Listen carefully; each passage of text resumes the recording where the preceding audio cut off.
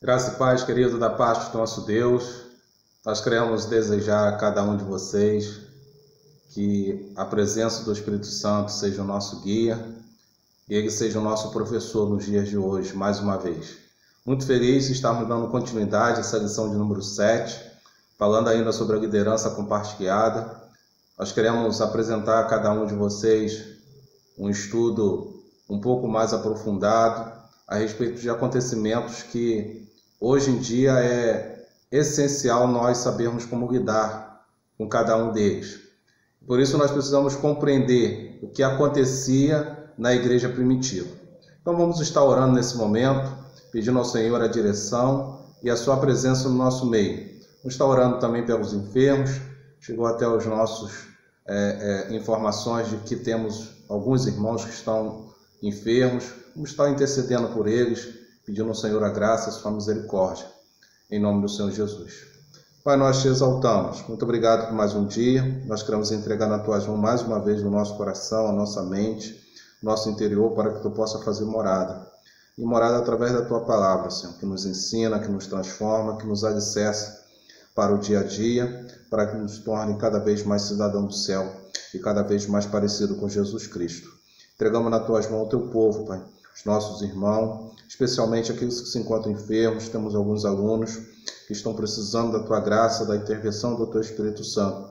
Por isso clamamos, meu Deus, pela saúde do teu servo, que tu possa abençoar, que tu possa fazer um milagre, possa manifestar o teu poder. Nós cremos que o Senhor é o Deus da cura, por isso entregamos nas tuas mãos em nome de Jesus.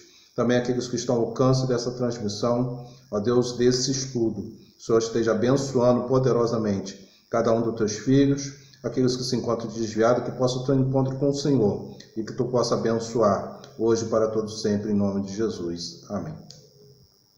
Então, para nós continuarmos aqui a nossa aula, que iniciou na semana passada, se você não assistiu o vídeo, vale a pena você assistir para você inteirar-se do assunto de hoje. Estamos dividindo esta lição número 7 em 3 partes. E hoje falando a respeito do desafio audacioso que foi enfrentada pela igreja primitiva, no capítulo 6 de Atos dos Apóstolos. E aqui no nosso texto da lição ele diz assim: tudo começou com um pequeno incidente. Em qualquer cultura, as viúvas nunca tiveram uma influência, mas inspirado por Deus desenvolveram um bom sistema de assistência às viúvas. Esse sistema continua a vigorar entre a comunidade cristã do primeiro século. Entretanto, começaram tensões entre os nativos hebreus e os judeus nascidos em outras partes do mundo. Os helenistas, judeus nascidos no mundo grego, queixaram-se de que as viúvas gregas não eram bem contempladas na distribuição diária do alimento. Então, nós observamos aqui nesse trecho um resumo daquilo que está escrito lá no livro de Atos, capítulo 6, que tinha o caso das viúvas helenistas, ou seja, eram mulheres que já tinham perdido seus maridos e que dependiam do sustento e da bondade dos irmãos de toda a comunidade. Porém, elas eram relegadas a segundo plano, visto que elas não eram consideradas judeias de verdade. Então, nós entendemos aqui um pano de fundo, um problema a ser resolvido pelos apóstolos, a liderança atual da igreja naquele momento. Entendemos também que, para que um problema seja bem solucionado no seio da igreja, é necessário uma certa organização, um mínimo de organização. E também compreendemos que a alta liderança da igreja, os pastores, os oficiais como um todo, nem sempre vão poder estar a par de assuntos que são necessários apenas poucos detalhes para que sejam resolvidos. E gastar energia em situações em que podem ser compartilhadas, dividido com o público dos membros, dos leigos, é essencial para que o andamento da palavra de Deus seja contínua no púlpito. Então nós observamos que os apóstolos eles resolvem dessa maneira. Não vamos deixar a palavra. Nós fomos chamados para pregar a palavra. para ministrar os corações dos irmãos. Não que não seja importante o caso das viúvas, mas cada um tem um chamado. Deus deu talento a cada um dos membros que compõem o corpo de Cristo. E eles tiram essa responsabilidade sobre eles de fazerem tudo para poder dividir com os amados irmãos a responsabilidade de fazer acontecer o que era necessário. Então a gente vai observar que as igrejas, que é composto de uma liderança muito centralizada, tem essas dificuldades, porque o pastor, de modo geral, ele não pode realizar tudo porque é limitado pela condição humana, pela condição carnal. Ele sempre vai esquecer de A, ou de B, ou de C. Ele vai ter dificuldade em administrar inúmeras situações que vão surgir no dia a dia de uma igreja. Isso também é proporcional ao tamanho da membresia que ele possui. Então, aqui, de uma forma sábia, os apóstolos decidem compartilhar a liderança, a organização da distribuição daqueles alimentos para atender a necessidade daquelas viúvas. Vocês vão ver no finalzinho dessa aula que esse pano de fundo, Deus tira proveito dessa situação para fazer cumprir o seu propósito, para cumprir a sua vontade soberana, que havia sido estabelecido por Jesus Cristo no capítulo 1.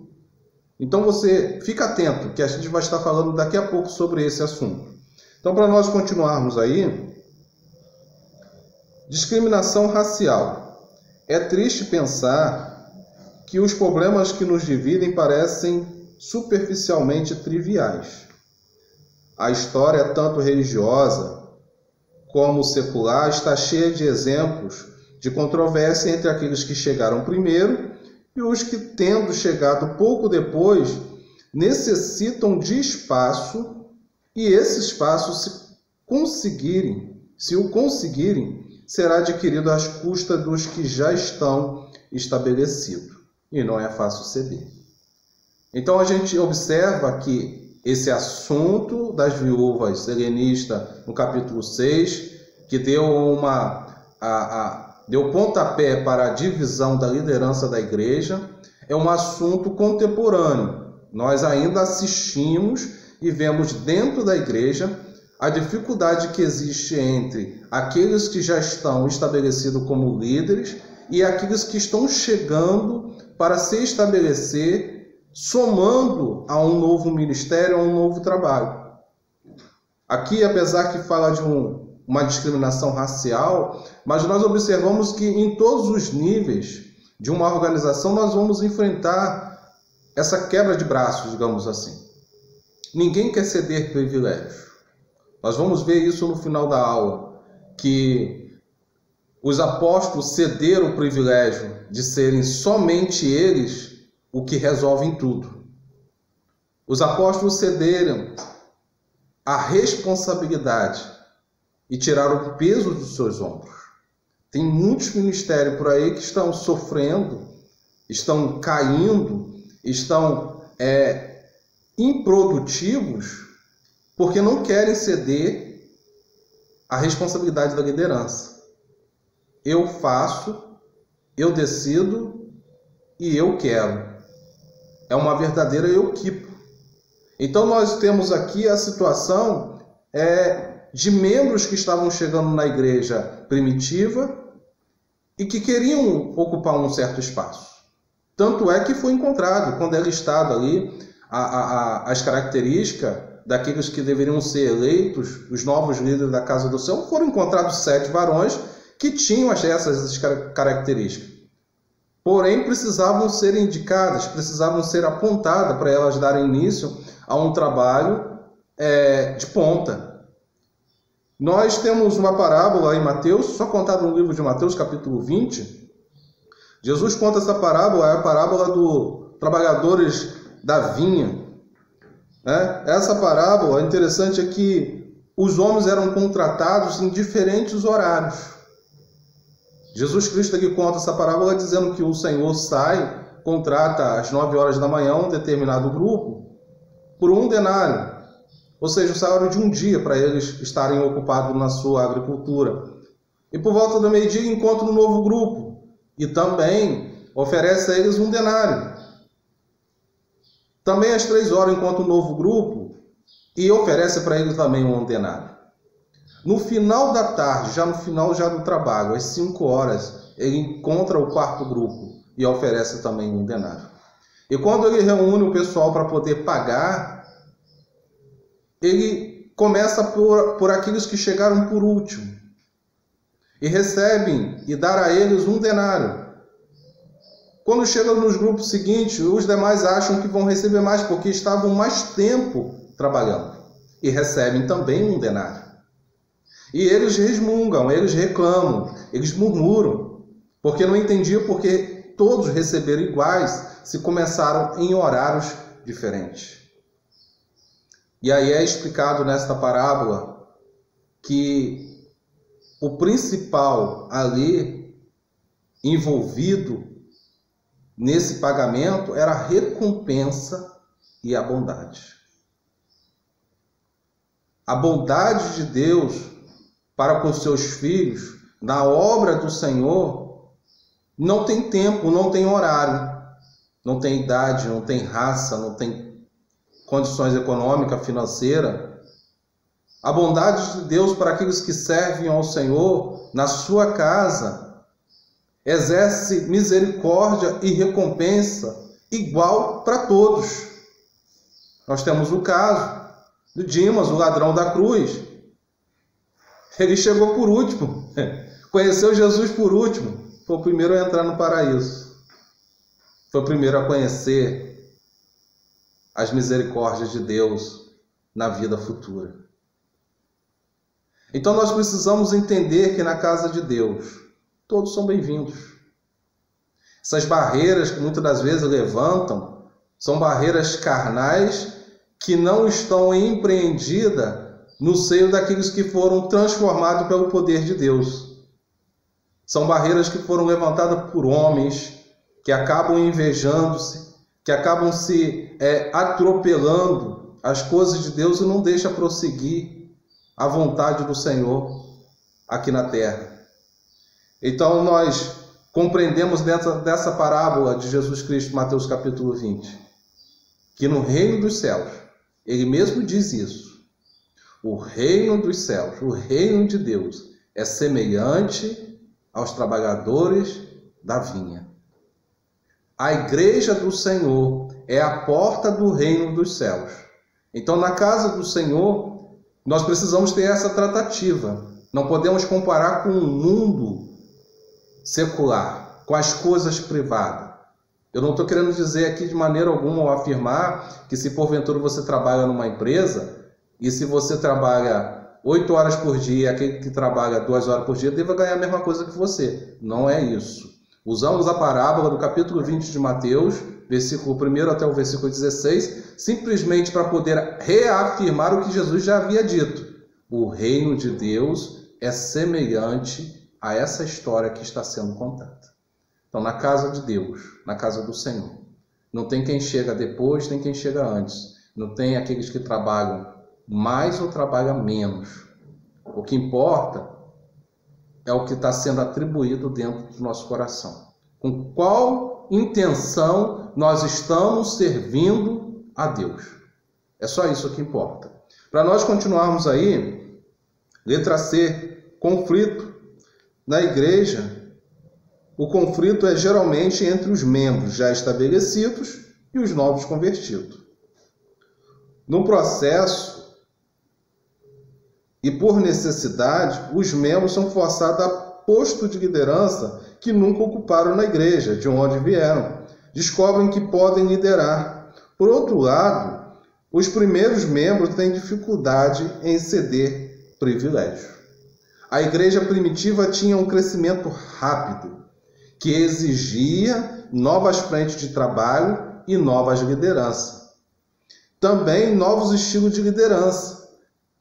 Existiam pessoas ali de diversas culturas diferentes. Nós já vimos em aulas anteriores que muitos daqueles que chegaram para a festa de Pentecostes, a partir do momento que conheceram Jesus Cristo ali naquele ato em que desceu o Espírito Santo, eles não quiseram mais retornar para a sua residência para os seus países. E ficaram estabelecidas ali em Jerusalém, gerou outras necessidades, geraram outros cuidados que precisava a igreja estar atenta, além de entregar somente a mensagem. Como nos dias de hoje, chegam pessoas dentro da igreja de todo tipo de natureza, com todo tipo de necessidade. Pessoas que estão doentes fisicamente, pessoas que estão doentes espiritualmente, pessoas que necessitam de emprego, pessoas que precisam de restauração no casamento, pessoas que precisam de cuidados no seu lado emocional, de trato psicológico. E a igreja precisa se ocupar também nessa área para que as pessoas possam ser saradas completamente, dando a eles aquilo que eles precisam para que eles possam se restabelecer. Mas não pode a alta liderança querer fazer tudo sozinho. E é justamente isso que os apóstolos enxergaram. Nós não podemos fazer tudo, vamos dividir. Só que na distribuição dos novos cargos, das novas funções, aqueles que chegaram antes se vê no direito de ocupar as funções que estão sendo distribuídas agora. E aí geram conflitos, porque também aqueles que são chegados depois, ou os novos convertidos, possuem as suas experiências, os seus talentos, e que muitas das vezes nós nem o conhecemos, e nem nos preocupamos em saber qual é o perfil, quais são as características mais marcantes que possui, talvez um novo convertido ou uma pessoa que chega depois. E aqui nós vemos que quando isso acontece, quando a igreja começa a distribuir esses novos cargos, e os velhos, os amados, aqueles que estão mais tempo na casa do Senhor, requer esse direito, como se fosse um direito, e não é. Jesus Cristo ele mesmo disse que maior no reino do céu vai ser aquele que vai servir o seu próximo, e que servo bom não é aquele que faz tudo o que o seu Senhor pede, mas além daquilo que está sendo solicitado. Nós observamos então que esses gentios possuíam suas qualidades, mas eles não estavam habituados agora aos rituais que foram trazidos pelos judeus, que ainda estavam incorporados no cristianismo, que precisavam ser destruídos para que outras culturas, outras pessoas com outros tipos de vida pudessem estar enquadrados no reino de Deus. Nós podemos observar isso no capítulo 15, foi feita uma assembleia para resolver algumas questões relacionadas aos novos convertidos que eram oriundos de origem dos países gregos, das cidades gregas. Uma delas é o quê? A circuncisão. Alguns queriam que eles fossem circuncidados. Outro problema era que eles comiam carne com sangue. E para os judeus isso não deveria acontecer. Então os apóstolos se reúnem, os presbíteros, os líderes da igreja se reúnem em uma assembleia e têm um parecer. Capítulo 15, versículo 28 vai falar a respeito desse parecer. E dão a eles a possibilidade de serem enquadrados tal qual era também os judeus, como cristão evangelizado pela palavra de Deus. Não tem diferença. Todos estão no mesmo caminho, e o caminho é Jesus Cristo. Ele não faz distinção de quem é e quem não é. Ele apenas olha o interior do coração de cada um de nós e pesa se realmente nós somos merecedores da sua bondade nesse tempo, se nós podemos alcançá-lo. Então nós vamos prosseguir aí, letra D, cleros e leigos, para seu eterno crédito. Esta não foi a maneira como reagiram os apóstolos quando confrontados com esta sutil tentação. Imediatamente resolveram o problema, cedendo às suas posições privilegiadas. Eles pediram à comunidade cristã que escolhesse 7 homens bem qualificados para dirigir a distribuição dos alimentos. Então nós já vimos na aula anterior que existiam pessoas bem qualificadas entre aqueles que tinham chegado depois, entre aqueles que realmente não eram judeus de fato, não eram helenistas, eram gregos convertidos. Existiam pessoas, foram escolhidos 7 homens que possuíam boa reputação, que eram cheios do Espírito Santo, tal como os judeus, que eram cheios de sabedoria, porque estavam vivendo o novo do Senhor Jesus Cristo. Eles eram pessoas qualificadas. Então, nós podemos prosseguir aí e ver, já finalizando a nossa aula de hoje, a providência divina. Veja só o que acontece. Quando um problema surge, a flexibilização e a sensibilidade da liderança entende que é necessário reorganizar o trabalho, o ministério, para que a membresia possa colaborar com as novas frentes de trabalho, com o surgimento dos novos problemas, e Deus age com a sua soberania e faz com que a sua vontade eterna prevaleça. Mesmo quando nós resolvemos ou decidimos fazer alguma coisa achando que vai acontecer outra. Veja bem, a introdução de líderes não judeus na igreja desencadeou força que haviam de levar os fiéis para além dos limites da cidade santa. A palavra de Deus se espalhava, aumentavam as conversões e até sacerdotes judeus aceitavam a nova fé. No versículo 7. Antes do final do capítulo 7, o testemunho de Estevão na sinagoga provocou uma perseguição que espalhou os crentes através do mundo. A vontade e soberania de Deus estava aqui. Capítulo 1, Jesus Cristo diz que era necessário esperar que descesse o Espírito Santo. Esperai. E quando isso acontecesse, eles iriam ser testemunha tanto em Jerusalém, na Judéia, na Samaria e até os confins da terra. Mas a igreja estava acomodada, estava confortavelmente vivendo em Jerusalém. A igreja crescia, 3.000 almas, 5.000 almas, e ninguém queria sair de Jerusalém. A cidade santa é santa porque existe aqueles que são santificados. Precisavam se espalhar pelo mundo. E aí um líder que foi levantado no capítulo 6, aquele que recebeu a incumbência da liderança compartilhada, um daqueles 7, chamado Estevão, um dia resolve pregar a palavra lá na sinagoga e provocou um baita de um barulho. Talvez eu e você diríamos assim, também não estava preparado. Olha a confusão que ele provocou. Não é assim que às vezes a gente pensa? Não estava habilitado. Não é pastor, não tinha nada que estar lá. Não fez seminário, não foi ordenado, e por aí vai. Às vezes assim que a gente acaba pensando daqueles que estão sendo incumbidos de alguma responsabilidade nos primeiros momentos.